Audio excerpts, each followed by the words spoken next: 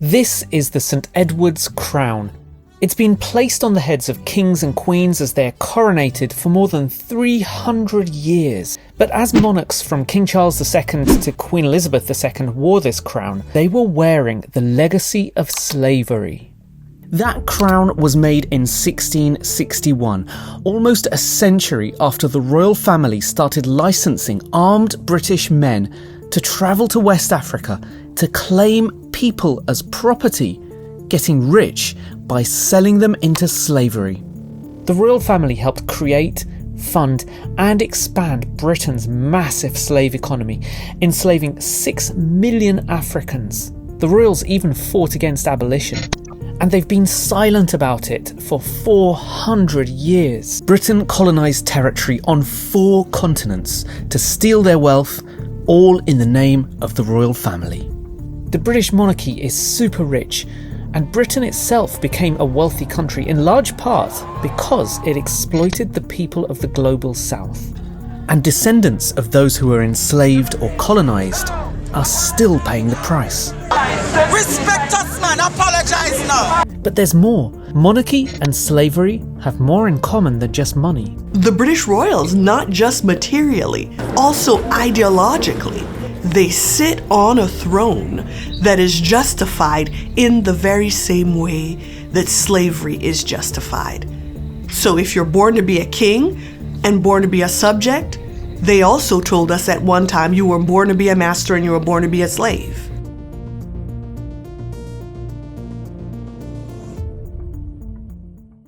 The British royal family and the UK itself are built on slavery and colonial theft. And they've spent centuries trying to hide that history. But it's hidden in plain sight.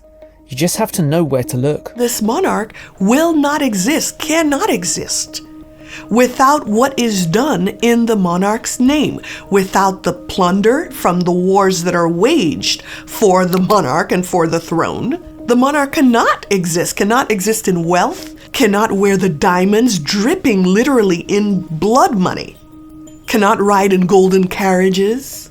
All of that cannot exist without what is done, the daily dirty work that's done to prop up the monarchs. The British monarchy is so deeply entwined with the slave trade that their involvement can be traced right back to the very first recorded English slave ship. In the 16th century, a man named John Hawkins sailed to Sierra Leone, violently captured 300 Africans, forced them onto his ship, and then sailed to Spanish plantations in the Americas to sell these human beings.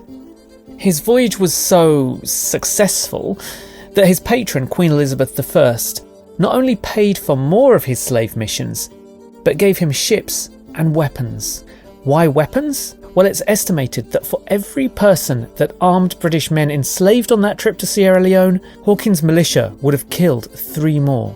But selling Africans into slavery on Spanish plantations wasn't enough for the slave traders and their royal patrons. They realised they could make a lot more money if only they could own their own plantations. So in 1607, 104 English men and boys arrived in a land that they named after the Virgin Queen, Queen Elizabeth I. They called it Virginia, and they named one of their first settlements Jamestown, after King James I.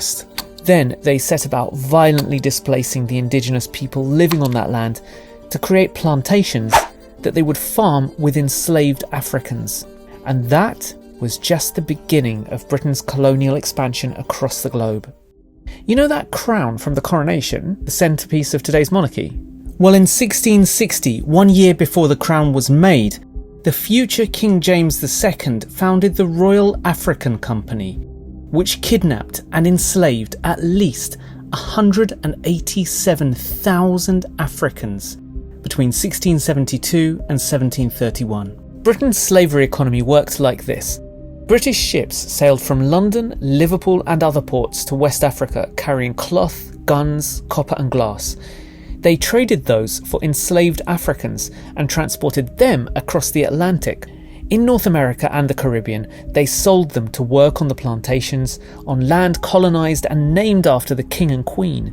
and in return the slave traders received the produce from the plantations: sugar, rum, tobacco, coffee, which they brought back to England. This was known as the triangular trade, and at each stage there was theft. The theft of land to create the plantations, the theft of human life from Africa, and the theft of goods from the Caribbean and Britain's North American colonies. That theft funded Britain's Industrial Revolution and made it one of the richest countries on earth. The slave trade and the expansion of African slavery in the Americas allowed for the creation of these plantation economies that gave birth to modern capitalism, that gave birth to slave trading companies, to the insurance industry, to port cities like Bristol and Liverpool becoming really significant on a global scale and employing thousands of people. But slavery was just the first part of the story of how the royals exploited the people of the global south.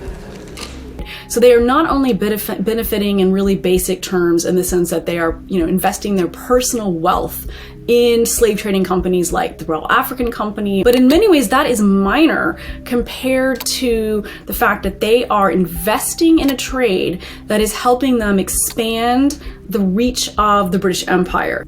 Yes, the royals and other elites were using their profits from slavery to build an empire. From the late 1700s, they invested it in colonial adventures, sending private armies around the world to take control of resource-rich lands and the people who lived in them. The exploitation was now on a global scale, but the modern-day royals still wouldn't acknowledge it.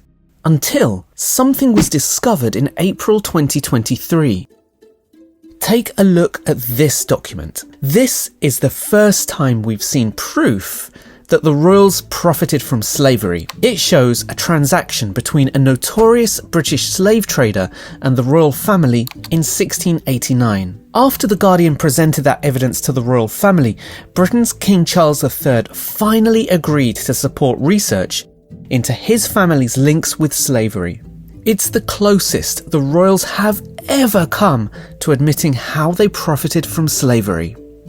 That one document is the tip of the iceberg. Brooke Newman is the academic who discovered the document. There are hundreds and hundreds of archival documents demonstrating links between the British monarchy and members of the royal family, and the transatlantic slave trade, the expansion of colonial slavery, and the defense of colonial slavery, as well as documents that reveal their opposition to the abolition movement. After 400 years, you can't escape the legacy of slavery in England because of the way it seeped into the very identity of this country.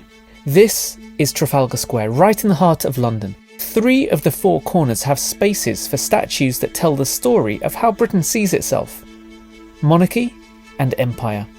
The two things just go hand in hand. In one corner is King George IV. In the opposite corner is Major General Sir Henry Havelock, an army leader who brutalised the people of Cawnpore after an Indian uprising in 1857. And in the other corner is General Sir Charles James Napier, Governor of the British Empire and the Army Commander of India. In fact, monarchy and empire are everywhere in this country. The Queen is on coins, stamps and banknotes. Politicians swear allegiance to the King. There's a Cotton Street in East London, a link to the Indian cotton trade that Britain profited from. And over in Plantation Wharf by the riverside, there's an apartment block called Spice Court and another called Ivory Square, all references to the wealth that Britain stole from the countries and people it colonised. But Britain was hiding the atrocities it was committing behind polite words. In the United States, we can directly see the plantations, for example, and also the enslaved people. In Britain, it wasn't necessarily that way. Everything was kind of hidden, or at least placed very far away in the Caribbean. The evidence is everywhere. But for more than 400 years, the royal family has refused to talk about how it made its money from slavery. And that's just part of the reason why many Brits don't realise how much of their privilege is rooted in slavery. Many children growing up in the land that colonised so much of the world are never taught about Britain's brutal past because there are no mandatory classes in British schools on slavery or colonisation. The British are very invested in their reputation as civilized people, right? The people who supposedly brought law and order, civilization, higher order thinking, education, refinement, if you will, to those whom they enslaved and colonized. So there's also the reputation that the British are very highly invested in, the reputation that came with the fact that they were the ones that spearheaded the abolition of slavery. In fact, Professor Anya believes that Britain's motives for abolition were far from altruistic. The British abolished slavery when slavery no longer worked for them. Britain's brutal history has been masked through generations of deception. But something is changing. In 2021, more than 250,000 people signed a petition demanding mandatory lessons in schools on colonialism and slavery.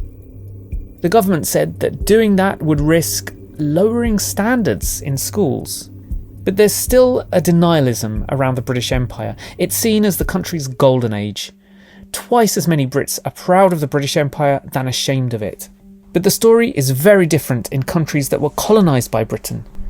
Descendants of formerly colonised and enslaved people know their history, and many are demanding reparations. And maybe that is the real reason for Britain's 400 years of silence. Finding those receipts means there'll be a massive bill to pay. What could happen if the British government or the king acknowledges that, this history was real? If they issue a formal apology, if there are conversations about reparations, the question then becomes, who is on the hook to pay? Is it British taxpayers? British taxpayers have only just paid off the compensation loan that was taken out £20 million in 1833 by the British government to pay off slaveholders rather than enslaved people. Britain's new king says he wants to move the monarchy into the future. But many people living in the lands that Britain colonised want the monarchy to acknowledge, apologise for, and pay reparations for the horrors of the past. Horrors committed in the name of the royals, which they are still benefiting from.